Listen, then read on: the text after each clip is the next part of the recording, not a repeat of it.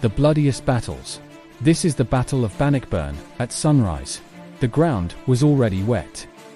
Not from rain, but from blood. Men screamed for mercy that would never come. Horses collapsed, crushing their riders beneath tons of iron. And by nightfall, England's greatest army lay broken, destroyed by a nation fighting for survival. This was and this was slaughter. The year is 1314. 4 years, Scotland has lived under English domination. Its castles seized, its nobles executed or exiled, its people starved into submission. England believes Scotland is finished, but one man refuses to kneel. Robert the Bruce Outlaw, King Warrior, has clawed his way back from betrayal and exile to reclaim his crown. He has lost family, he has lost allies, he has watched his country burn. For him, this is not politics, this is existence. England responds the only way it knows how: overwhelming force. King Edward II marches north with one of the largest armies England has ever assembled. Thousands of heavily armored knights, encased in steel. Infantry packed, shoulder to shoulder. Archers trained to kill men long before they can fight back. Edward believes numbers alone will crush Scotland. He believes Robert the Bruce will flee. They expect a quick victory. They expect Scotland to break. They are wrong. The battlefield lies near Bannockburn, a narrow stretch of land near Stirling Castle, hemmed in by streams, marshes, and thick woodland. Robert the Bruce chooses this ground deliberately. Here, England's cavalry cannot maneuver. Here, their numbers become a liability. Here, armor becomes a death sentence. The Scots prepare in silence. They dig pits, deep, narrow, and deadly, each one designed to break a charging horse's legs. They sharpen wooden stakes and hide them beneath loose soil. They turn the ground itself into a weapon. They know where death will come from, and they are ready. At dawn, the English knights charge. Steel thunders forward. Banners snap in the wind.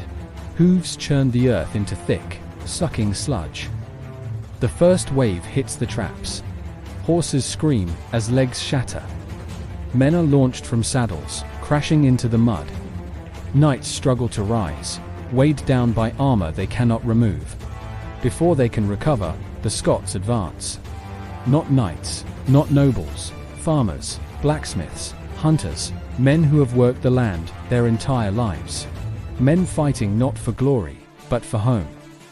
They advance in tight formations, called schiltrons, dense walls of spear points, bristling like iron hedgehogs. The English slam into them and die impaled. Steel meets flesh. Men are skewered through the throat, through the stomach, through the eye slits of their helmets. Horses rear and collapse, crushing riders beneath them. Those who fall are trampled. Those who crawl are hacked apart.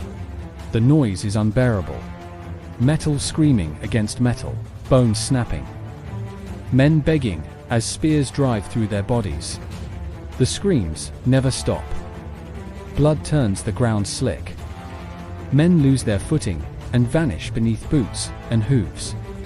Mud and blood mix until the field becomes a grave. There is no honor here, only survival. Edward II watches from the rear as his army collapses into chaos. He orders the archers forward, but there is no space. Arrows rain down. Not on the Scots, but on Englishmen trapped in the press. Steel helmets ring as arrows strike home. Friendly fire cuts down desperate soldiers already fighting for their lives. Panic spreads like wildfire. English infantry push forward, only to be forced back into the marshes. Armor drags them under. Men drown standing upright, unable to free themselves. Some beg, some pray. Most are cut down where they stand. Then Robert the Bruce gives the order. The Scots advance again, screaming, relentless, unified. They push, they stab, they drive the English backwards step by step. England breaks.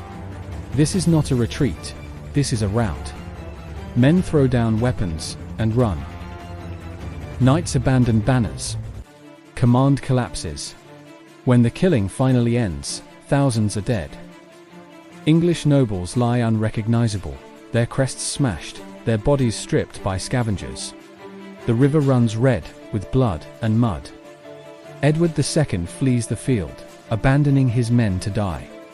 Scotland stands victorious. Against impossible odds. Against a better equipped army. Against history itself. Bannockburn is not just a battle. It is Scotland's rebirth, paid for in blood. It secures Robert the Bruce's crown. It forces England to recognize that Scotland will not be broken. It proves that discipline, terrain, and desperation can shatter even the strongest army. This was Bannockburn, a place where steel met flesh. Where common men stood against an empire. Where a nation proved it would rather die than kneel. History was not written that day. It was torn into the earth. This is the Bloodiest Battles. If you want more moments where history bled, subscribe, and tell us which battle should we uncover next.